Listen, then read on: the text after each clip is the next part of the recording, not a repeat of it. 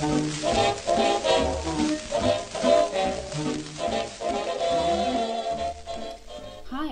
welcome to A Nightbird. I'm Claire, and I'm actually, for the first time, filming during the day. Not from Bulgaria, though. I'm afraid. I know I said that I probably would film the podcast there, but I think I was being a little unrealistic. It was quite, I don't know, this holiday was full, and I didn't have a lot of time to knit or to really do any kind of crafting or catching up. Or I also couldn't get online for most of the time that I was there. We were unable to. It said that we would have internet in the flat that we were staying, but it wasn't always available. So yeah, I don't have a lot of progress to show you, but I do have some things to show you and some stories to tell. So the trip overall, we had a great time. I mean, it's great to be on holiday with your family, be able to spend time with them every day. But we had to kind of change things as we went along and learn. Like, for example, I don't think that Luca enjoyed the road tripping aspect of our holiday, which we'd planned. We planned that we wanted to explore Bulgaria a little bit in the car. But it was boring for him. So we decided then, because things hadn't worked out as well, it was raining, and there are a lot of roads that you can't really get through, especially when it's raining in Bulgaria. Some of the roads are real sort of farm roads, and when the rain comes they get flooded, and there were a couple of villages that we really wanted to see, but we just couldn't because we were stuck actually halfway down one of the roads in our car. We had to back out, and so then we decided, also because it was not really great weather, that we would cross the border to Greece and perhaps go south, and maybe the weather would improve. But yeah, it was raining also in Greece, and the good thing was we managed to find a place where Luca was happy, because we stayed for a few days, and for him it didn't matter if it was raining, and there were other children there to play with, cats as well, and dogs. He had to learn his lesson a little bit with the cats, because he just wanted to play with them the whole time, and he can't read.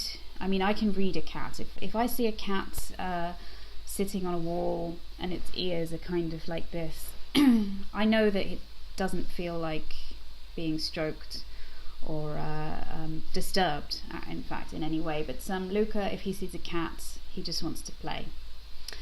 And I tried to tell him that he needs to be gentle with the cats and not shout at them when they run away and things like that.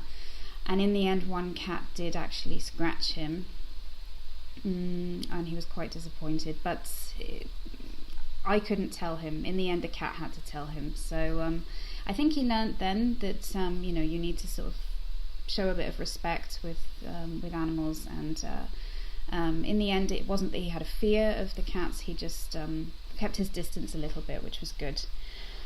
I'll show you some things that I bought when I was there, because I really love. I mean, maybe the Bulgarians think it's all like for tourists, but I love this type of. It's like earthenware. And this type of dish you can cook vegetables in, or meat or anything, and I think it's really good because you can keep the flavors in. It's better than cooking in a pan, where I feel like you lose a lot of the flavor. And I bought little ones, so I already had a couple of them, and so basically you can make like an individual meal for one person or two in one thing. And that's good for our family, because I don't eat meat and Hendrik does, so sometimes it's nice to be able to separate it. But yeah, they're really they're nicely decorated. I mean, you can also get some that are hand painted. You can get bigger ones as well, but obviously because we had to bring them back, I just got these two small ones. They also have I love their tablecloths and the way they can decorate their kitchens and houses. There's a lot of cross stitch, a lot of embroidery, and it's somehow some of it is similar to Scottish. I can see these often when I'm in Bulgaria. I feel like there's some kind of energy that's a little similar to how I feel in Scotland, actually. A tartan, a little different from that which you find in Scotland, but they also have their own bagpipes. So I think maybe because of the mountains and so on, it's that same feeling, and a lot of the culture and the history, although it's also unique. It's funny how you can see some connections there with the place so far away. We also had one disaster with when we got to Greece. Luca. So I took his slippers, the ones that I made for him. And he wore them often inside of the house. But when we were in Greece, there was one time where he decided to go running out of the flat that we were staying in into some puddles, and he got them completely wet. So the nice old lady next door said, "Oh well, I have a fire that you can warm them on." But actually, one of them got set fire to. So I don't know if you can see this, but she's so sweet. She decided that she felt so bad. She decided to sew it up. I said to her, "There's no need to sew it up because I think it doesn't really work." But she wanted to, and so she sewed it up, and it has this kind of flat edge here. And Luca will not wear them. He he can feel that there's something wrong, and he says the whole time he's pointing to his toes, and so never mind there. I don't know if maybe I should just make this one again, or if I should just make a new pair. But I was a little bit sad, but these things happen, and I think it's always a lesson as a knitter and crafter that you cannot always protect everything that you make. You also, when you make gifts for people, you don't know how much they're going to wear them or love them, and I think it's important to keep your distance and to let go and not to be too disappointed. And in fact, in the end, of course I was disappointed, but it's also kind of a funny story as well, and I'll keep them anyway. And I didn't want to be angry with the old lady, because it was really nice of her to offer to dry off the slippers for him, and she felt so bad. While I was there, I met some friends of ours. There's some friends of ours that we have in Sofia, and one of the girls, I've known her for a while, but we'd never really talked about crafting before. She doesn't do the same classes as I do, but this time she showed me what she's been working on, and she does a lot of needle felting.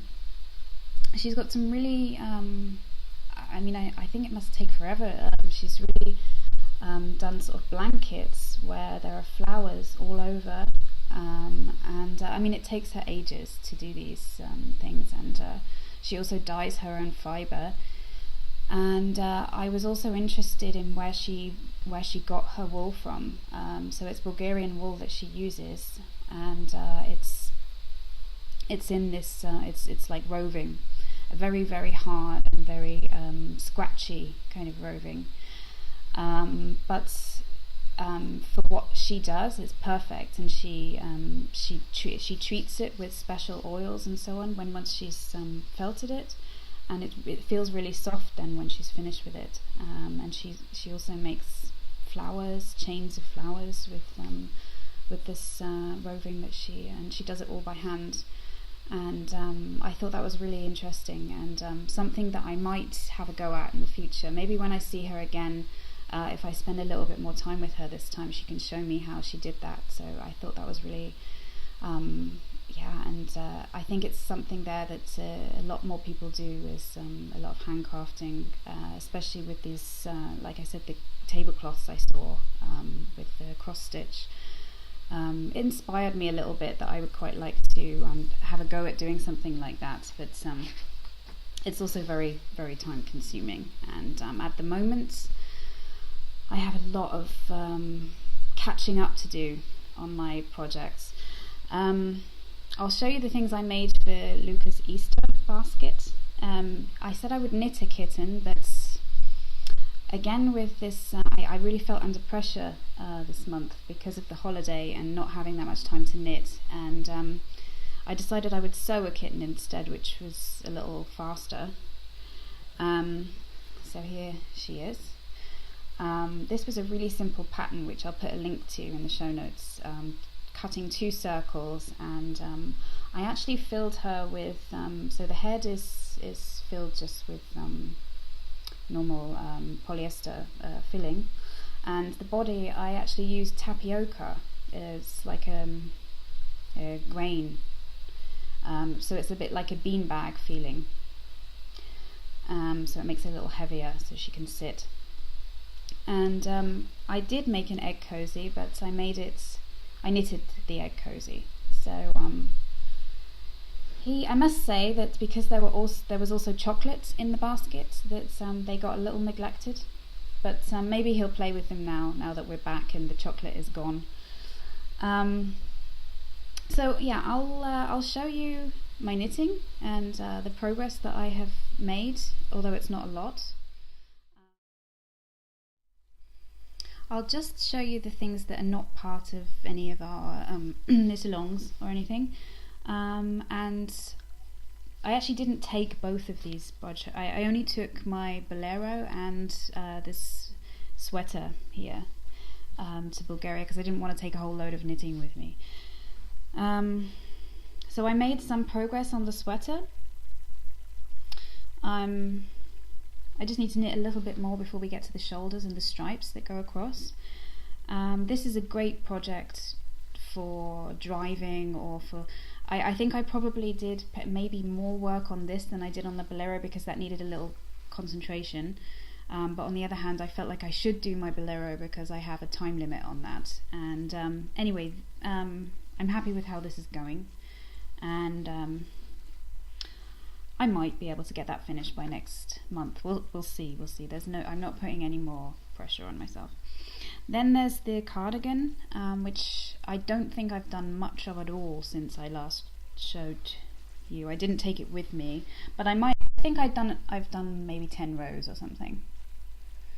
Yeah, so those are the only 2 things I'm working on, which are kind of separate from the craft-alongs that I'm doing, which I'll show you now. So, wow to everybody who finished the Bolero Shrug knit-along. I think there's some really lovely things there that people finished. I know also others had problems, as I did, with this knit-along. I thought for some reason it wouldn't take very long to knit a shrug or a bolero, but I think because largely they are lace projects, and mine is very lacy, and as you know, I've had my problems with lace. Although I feel I'm getting better, perhaps I'm being a little too ambitious, and plus with the holiday as well, I'm afraid I didn't finish. I'll show you what I've done so far, which isn't a lot. I'm not even halfway through, to be quite honest with you. And I think I told you before that so I can show you this lovely yarn. I'm really pleased with the yarn. I love the way it feels. It's I think it's going to be really nice. The finished item is going to be really nice. As you know, I'm improvising the design, and I think it's going okay. I'm happy with the progress, really. It's only that it's slow, and I haven't wanted to rush it because I know what I can be like with lace, and I know that if I start getting into a panic with it, then I will screw it up, and it's really important that I don't.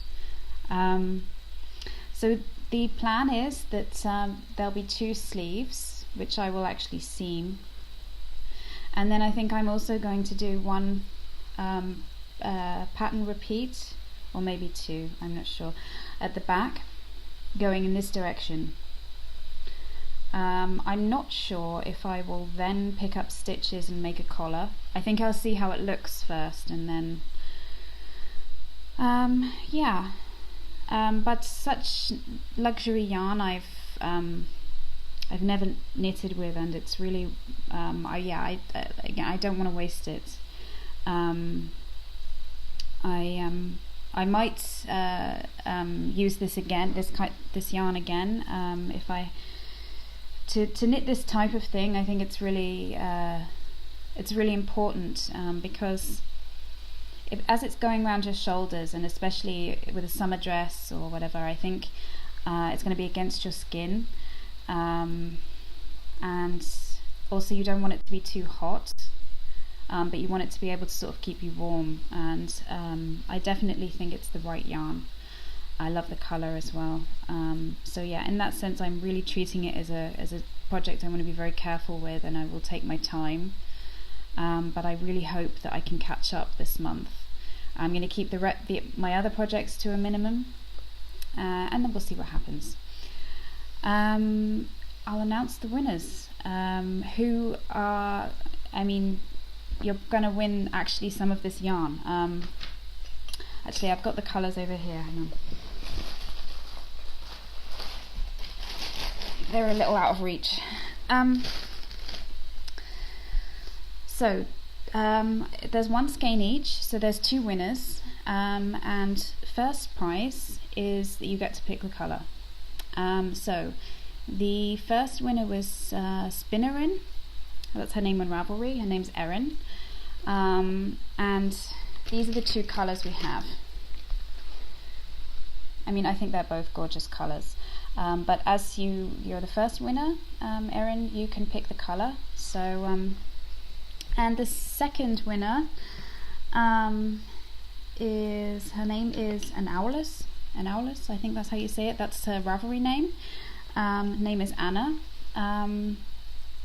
You get the second skein of yarn. They're both gorgeous, and I would recommend knitting something like a shrug or bolero with them, or something like maybe a scarf, something that can go next to your skin, because it just feels so lovely. Yeah, so we'll get in contact and I'll send this lovely yarn out to you. Yes, we started our this month's knit along, which is a lot lighter, just to knit a pair of socks. I've only just cast mine on because I was away, and so I just cast mine on today. I'll just show you so that you can see the yarn. So it's a purple sock yarn, again from ED. I get a lot of my yarns from there. And yeah, it's not much to show yet really, but here's the colour.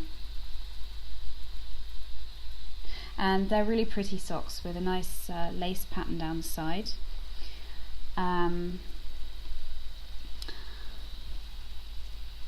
Yeah, and I'm going to just basically stick to those 4 projects this month and see what kind of progress I can make there.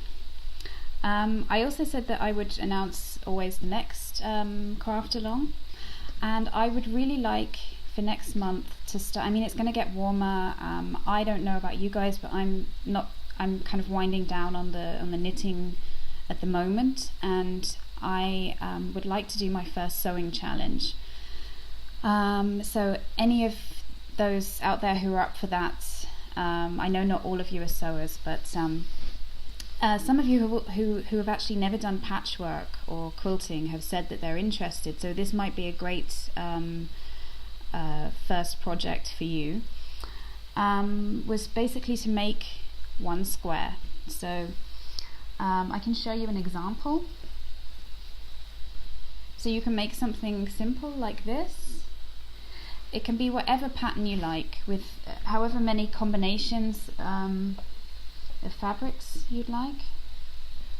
So challenge yourself as much as you feel comfortable. If you're a beginner, do something simple. So I'll say in centimeters, because I usually work in centimeters. It will be 30 by 30. I think that's the usual quilting square size. And yeah, you can decide afterwards whether this is going to be the beginning of a blanket, of a quilt for you, or it can become a bag, or it can become a placemat. So don't feel that you're committing yourself to making an actual quilt if you're not ready for that. On the other hand, you might make your first square and think, okay, yes, I will. I'll continue and make a quilt with this. So you don't have to decide until you've finished your square. I think often the inspiration comes when you look at it. So we'll start that one in June. And I actually am going to use, I've been working on a quilt for a while. I've got them hanging on the wall up here, so I have 6 squares for this quilt. And I haven't made another square since, I think it was in the autumn last year, because I've been in this quilting group, and I've been concentrating on my knitting, but I really want to get going on this quilt, and I do want eventually for it to actually become a quilt, and it shouldn't be on hold for too long, so it would be a nice inspiration if we all did it together. There's just one other thing craft-wise that I wanted to mention, and that's about my spinning. I wanted to thank everybody for their advice. I think I got some really wonderful advice from people, and I really mean that I was quite inspired by what people have said, and I'm thinking about whether or not it's for me is one thing. I definitely would like to try spinning on a wheel, but I had a really nice piece of advice actually just yesterday, and that was try to just knit something that you've spun. Often you're looking at it as, you see it kind of, and you expect it to look perfect, but try knitting with it and then seeing how you feel about how it looks knit up, and you can just make something like a pot holder or whatever. I mean, it doesn't have to turn into something, and you might be surprised at how nice it looks. So I had a go at that. That was from 100 Projects. Her name's Kelly. Thank you very much for that advice. I can show you, if I can find it, how it looks. So I had 2 colours. Here it is. And I just basically knit up what I had. And yes, I know it doesn't look perfect, but I am actually really pleased with it. I kind of thought it was disastrous and that I wouldn't be able to use it, but sometimes that kind of uneven look is quite nice. And the other thing she said is, if you don't like it, then you felt it, if you really can't stand the way it looks, so you can make a felted pot holder or something like that. And the wisest piece of advice was, she would never have she enjoys spinning very much, but never would have enjoyed it so much from the beginning if she was trying to do it perfectly. And maybe that's the problem, which is kind of unusual for me. I wouldn't call myself a perfectionist, but perhaps I put myself under too much pressure with this spinning, and maybe just because I don't really know anyone who does it really, and who could give me some advice, and maybe I just need to keep experimenting, enjoying it, which is the whole point of it anyway. And I'm quite inspired after knitting up that little bit, that I would like to have another go. And even if it doesn't look perfect, I think it looks quite good knit up. So, but we'll see. Like I said, I will try to minimise things this month about trying to catch up with my other projects. I did actually get quite a lot of reading done on this holiday, so I had some moments where, I just felt like, there are moments that you have where you can knit, and then there are other moments where you can read, and I had more of those reading moments when I did have a moment on this holiday. And I read, it was by, her name is Linda Olson. It's called Astrid and Veronica, which I'd like to thank Lena Gerald, who is actually the same girl who is designing the socks that I'm knitting this month. She actually recommended this book to me. I loved it. It was it was just basically about a relationship between two women, one older woman and one younger woman, who've both been through difficult things in their lives, and they spend one summer hanging out together and talking and sharing things about their lives, and they're able to heal each other. They've been through difficult things and they're able to heal each other and to learn a lot from each other, and it was just very moving, and I enjoyed it very much. I've just started, so that I took 2 books with me, and the other one I thought maybe would be a little bit lighter, which it is.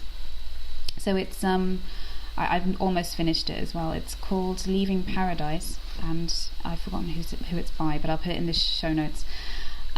This is kind of like a high school, so it's totally the opposite kind of book. It's like a high school, I suppose it's a romance really, but it's complicated. I mean, it's like it's not just it's not a simple sort of romance story. There's a lot of things going on, like actually the 2 people involved, one of them actually hit the other one with their car, so it's kind of interesting. I'm not enjoying it as much as I enjoyed the other book, but in a way it's nice. It's very light reading, very easy to read, and I can't really judge it until I got to the end as well, so I'll let you know what I think when I finished it. And I think last month I hadn't actually quite finished. I was reading The Colour Purple, but I had maybe a few pages to go, and I have to say that the last few pages of The Colour Purple are the best pages, and I was in tears, and I kind of felt like you can't really evaluate this book until you've read it right to the end, and it was such wise words at the end. I felt very moved by it, and I would, definitely. I mean, obviously it is a classic, but it's the first time I've read it, and I would thoroughly recommend it to anyone. And that was also recommended to me by somebody who I didn't write their name down, but thank you for that. I really enjoyed it. Series-wise, also I haven't really been watching much, but I have got back into the bug of Game of Thrones because it's back on, and although it's horribly violent and kind of very tragic, I'm addicted. And I'm enjoying it very much. But it's kind of nice that it comes on at the beginning of the year, and then you've got like a year's break, because it can be a bit heavy, and I often find, like after me and Hendrik finish watching one, we're kind of like, it's like having a really big meal, you feel really full, and but I really love it, and I actually haven't read the books. I'm not sure if I would enjoy those books. I actually like it as a kind of drama that I see on TV, and I'm not sure if I would have the patience with those books. It's very long and complicated, and I often do get a little confused anyway with the TV series as to what's actually going on. But at least you can sort of quickly give yourself a recap. The rest of things like Called a Midwife, I still haven't quite finished that, but I probably will catch up with that this month as well. I wish you all a wonderful month of knitting. I really hope I manage to catch up, but I'll obviously update you next month, and we'll stay in touch in the meantime. Thank you for watching. Goodbye.